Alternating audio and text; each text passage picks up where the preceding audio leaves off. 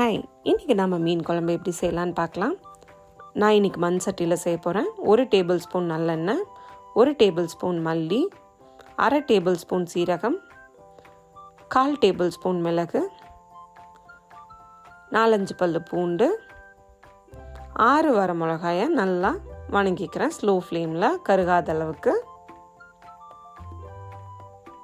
இது கொஞ்சம் வணங்கினதையும் 1 கை சின்ன வெங்காயம், 1 கை தேங்காவை நல்லா வணக்கிக்கிறேன். இது எல்லாத்தையும் நான் மிக்சியில் அரைச்சி எடுத்துக்கிறேன். இப்போ நான் அதே மண் சட்டியில் 2 டேபிள் ஸ்பூன் நல்லெண்ணெய் சேர்த்திக்கிறேன்.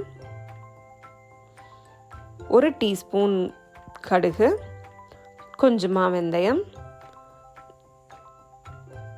4-5 பல்லு பூண்டு,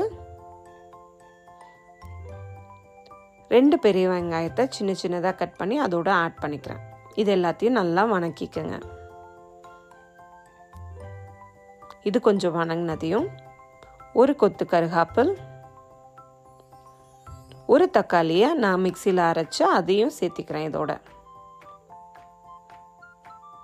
1/4 டீஸ்பூன் மஞ்சள், அரை டீஸ்பூன் மிளகாத்தூள், 1 பச்சை மிளகாயை நல்லா கீறி அதோடு சேர்த்திக்கிறேன். இதெல்லாம் நல்லா வணங்கினதுக்கப்புறம் நம்ம அரைச்சி வச்சுருக்க விழுதை அதில் ஆட் பண்ணிக்கலாம். இதுவும் நல்லா வணங்கட்டும். 5 to 10 minutes வணங்கணும். இப்போ தேவையான அளவு உப்பு சேர்த்திக்கலாம். நான் 1 டேபிள் ஸ்பூன் உப்பு சேர்த்திருக்கேன்.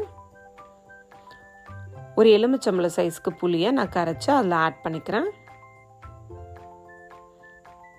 தேவையான அளவு தண்ணி சேர்த்திக்கலாம்.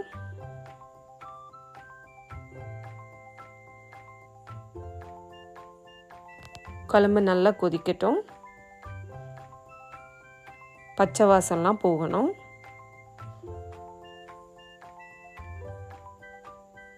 ஒரு 15 minutes நல்லா கொதிச்சதுக்கப்புறம் நான் கடைசியாக மீனை ஆட் பண்ணிக்கிறேன். 10 நிமிஷம் மீன் வேகட்டும். மீன் வெந்ததையும் குழம்பு இறக்கிக்கலாம். சூப்பரான ஃபிஷ் குழம்பு ரெடி ஆயிடுச்சு. செஞ்சு பார்த்துட்டு எப்படி இருக்குன்னு சொல்லுங்கள்.